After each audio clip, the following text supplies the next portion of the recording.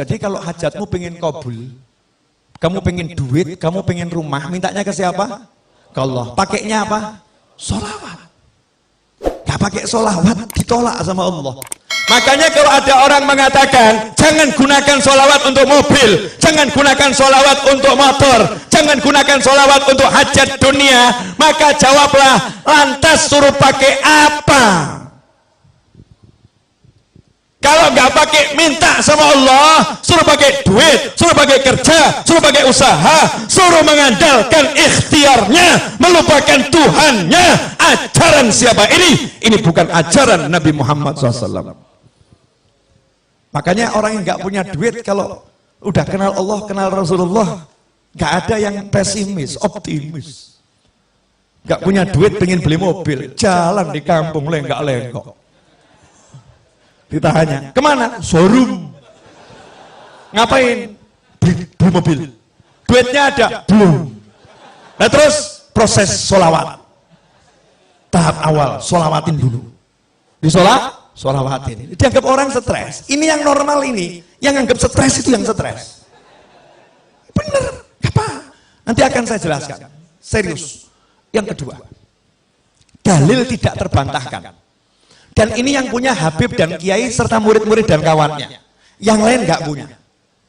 Cari cek itu. Cari di Google nanti. Kalau nggak percaya, di Google kalimatnya pakai bahasa Arab. Ya. Satu-satunya amal yang tidak ditolak sama Allah hanyalah sholawat.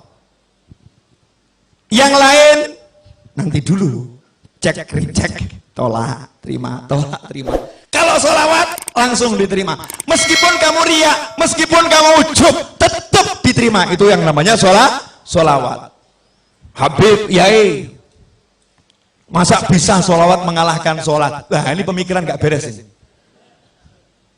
Jadi kalau sholawat bisa mengalahkan sholat, seakan-akan ini sholawat sesuatu yang salah. Nah, sholat itu ibadah, sholat itu ibadah. Kalau ada ibadah yang pahalanya memang secara khusus bisa lebih besar dari ibadah yang lain kan ya luar biasa. Dan yang namanya sholat itu bagiannya adalah sholawat. Paham? Jadi kalau nggak ada sholawat, tidak ada sholat. Ini harus dipahami. Sabar. Pelan-pelan, step by step, biar tidak gagal paham ya. Ayatnya, Innallaha wa malaikatahu yusalluna 'alan nabi ya ayyuhalladzina amanu sallu 'alaihi wa sallimu taslima. Allahumma salli wa sallim wa barik alaihi. Setiap mau mulai maulid dibaca enggak ini? Dibaca kan? Ayat ini dibaca. Coba diterjemahkan. Inna, sesungguhnya, innallaha, Allah bersolawat kepada Nabi, wa malaikatahu, dan malaikat-malaikat Allah bersolawat kepada Nabi. Hai orang-orang yang beriman. Siapa yang manggil? Allah. Allah manggil siapa? Alladzina amanu. Siapa yang beriman? Anda beriman, saya beriman, kita beriman. Kita dipanggil oleh Allah Subhanahu wa ta'ala. Ya ayyuhalladzina amanu sallu alaihi wa sallimu taslima. Allahumma salli wa sallim alaihi. Hei orang-orang beriman, kalian semua tanpa terkecuali salawat dan salam kepada Nabi yang banyak dan yang baik. Betul? Ayat ini turun kepada sahabat. Sahabat orang yang paling paham bahasa Arab. Sahabat orang yang paling paham bahasa Arab. Makanya jangan belajar Al-Quran dari terjemahan. Gak pernah sampai nanti. Belajar Al-Quran dari ulama. Gak bisa dari terjemahan. Subhanallah. Nanya sama Nabi sahabat. Amma salam qad arafna. Kalau salam kami udah tahu ya Rasulullah caranya. Assalamualaikum. Tahu salam. Wa kaifa nusalli alaik. Tapi kalau salam, kaifa. Mas sholah sama kaifa sholah itu beda. Kalau mas sholah, apa itu sholawat? Bentuknya apa? Bentuk. Bentuk. Tapi kalau kaifa, itu bagaimana caranya bersolawat. Paham? Sahabat tidak pernah mempertanyakan bacaan sholawat. Yang ditanyakan sahabat, caranya bersolawat. Antara cara sama bacaan itu dua hal yang jauh berbeda. Sahabat nanya, kaifa nusalli alaik? Jawaban Nabi apa? Qulu, caranya kamu cukup mengucapkan Allahumma sholli ala sayyidina Muhammadin wa ala ali sayyidina Muhammad. Allahumma sholli wa sallim alaihi. Bukan bentuknya. Kalau bentuknya macam-macam. Ada sholawat Ibrahimiyah, ya. Ada sholawat yang untuk keluarga Rasulullah, ada sholawatnya sahabat, ya. Ada sholawatnya tabi'in, ada sholawat Nabi yang diajarkan ulama di dalam mimpi. Macam-macam. Ada sholawat yang dikarang oleh para ulama. Bentuknya bebas, bebas. Caranya ini yang benar. Apa caranya? Ucapkanlah Allahumma sholli. Ya Allah, tolong kamu bersolawat. Solawat itu artinya doa. Makanya ketika sahabat diperintahkan bersolawat dalam Al-Quran, sahabat bingung. Doakan Nabi. Ucapkan salam untuk Nabi, doakan Nabi. Maka sahabat nanya sama Nabi, cara doakan Nabi gimana? Karena Nabi udah dapat semuanya, gimana mendoakan? Maka sama Nabi diajarin, kamu bilang saja sama Allah, ya Allah, tolong kamu yang doakan Nabi. Allahumma sholli. Ya Allah, tolong kamu yang bersolawat sama Nabi. Ya Allah, tolong kamu yang bersolawat kepada keluarga Nabi Muhammad SAW. Dah, sekarang dicek dulu, cek pemahamannya udah nyampe belum? Yang merintah siapa? Yang dapat perintah siapa? Mukmin, betul. Allah merintah kita untuk ngapa? Solawat. Solawat kepada siapa? Kepada Nabi Muhammad SAW. Nabi ngajarin kita bagaimana? Minta saja sama Allah, Allahumma sholli, ya Allah tolong kamu sholawat sama Nabi, betul? Ya Allah tolong kamu sholawat sama Nabi. Maka Allah jawab, innallaha wa malaikatahu yusholluna ala nabi. Allah dan malaikat udah terus-terusan selalu sholawat sama Nabi. Kalian yang sholawat sama Nabi. Kita jawab lagi, ya Allah kamu saja yang sholawat sama Nabi. Allahumma sholli ala sayyidina Muhammad. Ya Allah tolong kamu saja yang sholawat sama Nabi. Allahnya jawab, innallaha wa malaikatahu yusholluna 'alan nabi ya ayyuhalladzina amanu shallu 'alaihi wa sallimu taslima. Kita diajari Nabi, kembalikan ke Allah. Ya Allah, tolong kamu saja yang salawat ke Nabi. Allahnya bilang, aku udah salawat sama Nabi dan terus salawat sama Nabi. Malaikatku salawat sama Nabi terus. Giliran kalian salawat sama Nabi. Kita jawab, Allahumma, ya Allah tolong kamu yang salawat sama Nabi. Pertanyaan saya, sejak kapan kamu pernah bersolawat? Pernah enggak kita bersolawat? Gak pernah. Yang ada itu kita meminta agar Allah bersolawat kepada Nabi. Pertanyaan saya, lah kalau kita minta sama Allah untuk solawat, terus yang solawat siapa?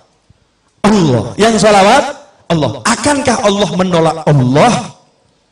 Akankah Allah menolak Allah? Tentu tidak. Itu yang pertama. Yang kedua, kita minta kepada Allah untuk kita atau untuk Nabi?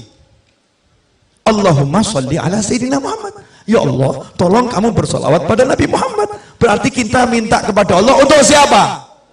Untuk Nabi. Lah kalau ada orang minta buat Nabi, kira-kira sama Allah diterima atau ditolak? Dan mintanya kepada Allah, ya Allah tolong kamu, saya minta kepada kamu sesuatu untuk Nabiku, untuk kekasihmu. Tolong ya Allah. Kira-kira sama Allah dikasih atau nggak dikasih? Dikabulkan atau tidak dikabulkan? Kenapa?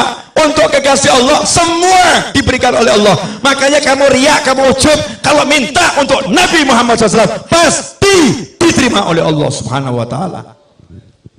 Jelas? Nah, bagian asiknya di sini. Akhirat, bab duit. Ini sebetulnya rahasia para wali. Nggak boleh di-share seharusnya. Cuman malam hari ini dan bulan ini bagusnya di-share. Karena di Indonesia lagi banyak orang pusing. Harus dikasih ilmunya biar nggak pusing semua. Biar pusingnya terarah. Pusingnya terarah. Begini loh. Masih ingat cerita Nabi Muhammad SAW ketika menceritakan dahulu di zaman Nabi-Nabi terdahulu ada 3 orang yang berteduh di dalam sebuah gua, kemudian ada batu yang jatuh dari atas menutup mulut gua. Ingat kisah itu? Kemudian mereka berusaha mendorong batu yang besar itu, mendorong batu yang besar, mendorong batu yang besar. Ternyata batunya tidak bergerak, betul? Jangan dilanjutkan dulu ceritanya. batu besar didorong, nggak bergerak. Seharusnya ini urusannya dorong atau traktor? Traktor, betul ya? Urusan batu ini kan urusan traktor, paham? Kamu mau beli mobil, duit nggak cukup, uang nggak cukup. Seharusnya urusannya apa nih? Ngutang ya? Minta tolong sama orang, ditambahin duitnya, betul? Tapi ngutang siapa yang mau ngasih? Nggak ada yang mau ngasih. Ini dorong nggak bisa, siapa yang mau nolong? Yang terkunci di dalam, nggak bisa. Maka minta tolong kepada Allah Subhanahu wa ta'ala. Nabi mengajarkan mereka 3 orang yang minta tolong ini masing-masing berkata, ya Allah, saya pernah punya amal yang begini. Kalau amal itu kamu terima, ya Allah, tolong geser batu ini, betul? Maka bergeser batu sedikit. Yang kedua ngomong yang sama, bergeser batu sedikit. Yang ketiga ngomong yang sama, bergeser batu sedikit. Akhirnya cukup untuk lewat 1 orang. 1 demi 1 keluar. Artinya batu yang menutup tergeser. Hajat terkabul. Karena ketiga-tiganya bertawassul dengan amal yang diterima oleh Allah Subhanahu wa ta'ala. Itu untuk nabi-nabi terdahulu. Untuk kamu, Rasulmu udah ajarin. Jangan yang nabi terdahulu. Nabi Muhammad SAW. Ada satu amalan yang tidak mungkin ditolak. Apa namanya tadi? Sholawat. Makanya pinternya Habib sama Kiai. Sengaja saya terus sebut Habib sama Kiai. Habib sama Kiai. Biar Indonesia paham ilmunya Habib dan ilmunya Kiai. Ilmunya Habib dan ilmunya guru. Mereka orang-orang yang luar biasa. Meskipun penampilannya biasa-biasa saja. Meskipun penampilannya mungkin baju takwa nggak jelas. Mungkin sandal aja warnanya beda. Ya, sandal warnanya beda, nyantai. Mungkin kalau dilihat orang ini orang nggak jelas, tapi ilmunya luar biasa. Rumahnya mungkin reot, reot. Coba perhatikan. Habib sama Kiai dari zaman dahulu kala ngajarin, kamu kalau punya hajat baca nariyah 4.444 kali. Selesai nariyah bilang, ya Allah berkat sholawat nariyah kabulkan hajat saya, betul? Kamu kalau punya hajat baca maulid simtuduror, barzanji, burda, dibak dan sejenisnya. Selesai maulid bilang berkat maulid ini ya Allah kabulkan hajat saya, betul? Kamu kalau punya hajat diajari Habib Kiai baca munjiah 1000 kali, sholawat A sekian kali, sholawat B sekian kali. Selesai bilang sama Allah, ya Allah berkat sholawat yang aku baca tadi kabulkan hajat saya, betul? Pertanyaan saya, ajaran Habib sama Kiai ini berasal dari mana? Dari ajaran langsung Nabi Muhammad Sallallahu Alaihi Wasallam. Amal yang tidak ditolak. Dan buat kita amal yang tidak ditolak adalah sholawat. Makanya kalau kamu pengen beli mobil, baca nariyah 4.444 kali. Tapi jangan diwakilkan. Kalau kamu wakilkan, yang qabul yang mewakili. Karena judulnya ini mau tawasul dengan mujahadahmu, dengan usahamu. Gantinya dorong batu tadi loh, usahanya duduk di kamar. Nanti kamu masuk kamar bilang sama istri, dek saya mau beli rumah dulu ya, jangan diganggu 5 jam, siapkan kopi, teh dan makanan. Kunci kamarnya jangan diganggu, kholwat 5 jam, nariyah, munjiah. Anaknya ditanya sama ibunya, nanya sama ibu, ayah mana? Beli mobil, di mana? Di kamar. Masya Allah. Keluar dari kamar ya, ayahnya ada tamu, terus anaknya cerita, ayah tadi beli mobil, oh iya benar, di mana? Di kamar. Masya Allah. Tamunya nanya, iya betul, iya. Gimana caranya? Nariyah 4.444 kali. Hasilnya sebentar lagi saya harus keluar dulu.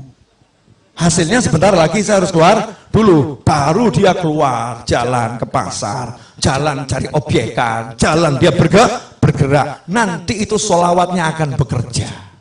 Sholawatnya akan bekerja. Loh, kalau Nabi yang terdahulu saja umatnya di dalam gua nggak ngapa-ngapain, diem saja, gerak sendiri. Lah kamu udah pakai sholawat, masih pakai kerja, nggak kabul ya nggak mungkin. Mana imanmu? Mana yakinmu? Mana percayamu? Jangan percaya dengan fata morgana. Pekerjaan itu fata morgana, perencanaan itu fata morgana, ajaran nabimu itu nyata, saudara-saudara. Allahumma shalli alaihi. Jelas. Masing-masing buat rencana kelihatannya. Mulai pulang mau sholawat. Mau sholawat. Mujahadah, baca sholawat. Ini kalau semua ngamalin sampai nanti sudah terwujud, komisi nggak nyampe Solo, awas. Namanya guru tuh harus dapat komisi, yang ngajarin kan ya. Perdagangan kan begitu kan ya. Yang ngajari kan dapat apa itu, hak cipta ya. Royalti. Nah, royalti nggak usah banyak-banyak, udah 10%. Royalti 10%. Ikhwani rahimakumullah. Jelas yang saya sampaikan? Jelas? Sekarang hidup ringan atau berat? Ringan ya? Gak usah repot, kita punya Nabi Muhammad sallallahu alaihi wasallam. Ada yang masih ngeyel, mungkin nonton orangnya. Sebentar. Masih belum puas. Oke, satu lagi. Yang di rumah tuh masih belum puas dalilnya. Wa may yattaqillaha yaj'al lahu makhrajan wa yarzuqhu min haitsu la yahtasib. Siapa takwa kepada Allah, Allah akan selalu memberikan solusi untuk masalahnya, apapun itu masalahnya. Wa yarzuqhu min haitsu la yahtasib, dan Allah akan selalu memberinya surprise rezeki. Rezekinya surprise, rezekinya kejutan, tidak bisa difikir dari mana datangnya. Tuh muncul. Itu namanya min haitsu la yahtasib. Bahasa kerennya surprise. Itu kerennya. Rezekinya surprise. Ayatnya itu. Lihat asbabun nuzulnya. Asbabun nuzulnya tentang suami istri yang anaknya tertawan oleh musuh.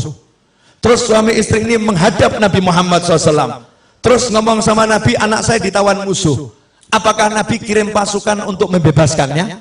Apakah Nabi mengatakan, satu sahabatku nyawanya seperti nyawa seluruh umatku, maka akan kukerahkan seluruh pasukan untuk bebaskan anakmu? Apakah seperti itu? Enggak. Nabi mengajari, pulanglah kamu ke rumah, ajak istrimu, bacalah haula wala quwata illa billah. Maka sang suami pulang ke rumah. Sampai di rumah istrinya dikasih tahu. Apa jawaban istri yang solihah? Masya Allah, petunjuk yang luar biasa. Ini anaknya ditawan. Nabi nggak kirim pasukan. Nabi nggak kirim pasukan khusus. Nabi tidak buat perencanaan untuk pembebasan secara zahir. Tapi Nabi ngajari, ucap la haula wala quwata illa billah. Istri ini mengatakan, ini cara yang paling hebat. Ini petunjuk yang luar biasa. Sekarang suami pergi ke tempat kiai, pergi ke tempat habib, penuh dengan yang namanya masalah, kemudian diajarin Kiai Habib, baca Simtudurur di rumahmu setiap malam Jumat, akan selesai masalahmu. Pulang ke rumah, ngomong sama istri, istrinya menjawab, maulid lagi, urusannya duit kok suruh baca maulid, urusannya utang nggak selesai kok suruh baca maulid. Na'udzubillah, amin. Mana perencanaanmu? Mana strategimu? Rasulullah enggak membuat strategi, sahabatnya tidak suruh buat strategi, suruh duduk zikir kepada Ilahi Rabbi. Hasilnya subuh, ketok pintu rumah, anaknya datang, assalamualaikum, rangkulan nangis. Anaknya datang bawa kambing sejumlah lembah itu ya, lembah. Di riwayat yang lain kuda sebanyak itu, masya Allah. Maka sang ayah ini langsung ngadep ke Rasulullah SAW. Ya Rasulullah, anak saya udah pulang, selamat, bahkan bawa rampasan perang. Ternyata anaknya ketika ditawan, yang nawan dibuat tidur sama Allah. Kemudian anaknya bisa melepaskan ikatannya. Anaknya kemudian melarikan diri, dan ternyata kambingnya saat itu dan atau kudanya saat itu semua ikut sama anak tersebut ke Madinah Nabi Muhammad SAW. Sehingga sampai depan pintu, orang tuanya bahagia, anaknya bahagia, kambingnya juga bahagia. Kambingnya dijeloni dari tangan orang kafir ke tangan muslimin. Apa kata Nabi? Muncullah itu turun ayat, wa may yattaqillaha yaj'al lahu makhrajan wa yarzuqhu min haitsu la yahtasib. Makanya kalau kamu pengen solusi, kamu pengen rezeki, jalannya takwa, dan salah satu jalan takwa yang terbaik adalah sholawat pada Nabi Muhammad sallallahu alaihi wasallam. Makanya kalau ada orang mengatakan jangan jadikan sholawat untuk cari dunia, orang ini tidak paham ilmunya Allah dan Nabi Muhammad SAW. Justru kalau kamu butuh dunia, pakailah akhiratmu.